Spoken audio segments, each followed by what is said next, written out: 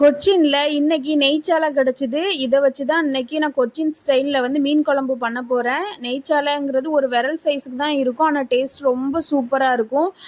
Mixie ஜாரில் 2 தக்காளி, ஜீரகம், பெப்பரை ஆட் பண்ணி நல்லா கிரைண்ட் பண்ணி வச்சுட்டு ஒரு சட்டியில் எண்ணெய் ஊற்றிட்டு கடுகு, கருவேப்பிலை, சின்ன வெங்காயம் போட்டு நல்லா வதக்கிட்டு அதுக்கப்புறம் வந்துட்டு அரைச்சி வச்சுருந்த தக்காளியை வந்து அதில் ஆட் பண்ணிட்டேன். அதுக்கப்புறம் புளி தண்ணி கரைச்சி வச்சுருந்தேன், அதையும் நான் இதில் ஆட் பண்ணிவிட்டு அதுக்கு கூட பார்த்தீங்கன்னா 1 ஸ்பூன் மஞ்சள், தேவையான அளவு சால்ட் ஆட் பண்ணிக்கணும். அதுக்கப்புறம் பார்த்தீங்கன்னா 1 ஸ்பூன் வத்தப்பொடி ஆட் பண்ணேன், 2 ஸ்பூன் வந்து மல்லிப்பொடி ஆட் பண்ணேன். இது வந்துட்டு எல்லாத்தையும் நல்லா கிளறி விட்டுட்டு 10 நிமிஷம் அப்படியே கொதிக்க விட்டுட்டேன்.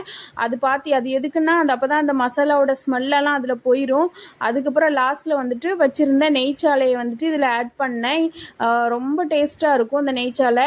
கொச்சினில் பார்த்திங்கன்னா பொதுவாக வந்து மீன் குழம்பு வைக்கிறவங்க நிறைய பேர் வந்து கடையிலையும் சரி வீட்டில் வைக்கிறதும் சரி யாருமே வந்து தேங்காய் வந்து ஆட் பண்ணவே மாட்டாங்க. ஆனால் நான் எப்போவுமே மீன் குழம்பு வைக்கப்போ தேங்காய் ஆட் பண்ணி தான் நான் மீன் குழம்பு வைப்பேன். ஆனால் இது தேங்காய் ஆட் பண்ணாமல் நான் மீன் குழம்பு வச்சுருக்கேன் ஃபஸ்ட் டைமாக. ஆனால் ரொம்ப சூப்பராக இருந்தது. இன்றைக்கி மத்தியானம் இதுதான் எங்கள் வீட்டில் வந்து லஞ்சு.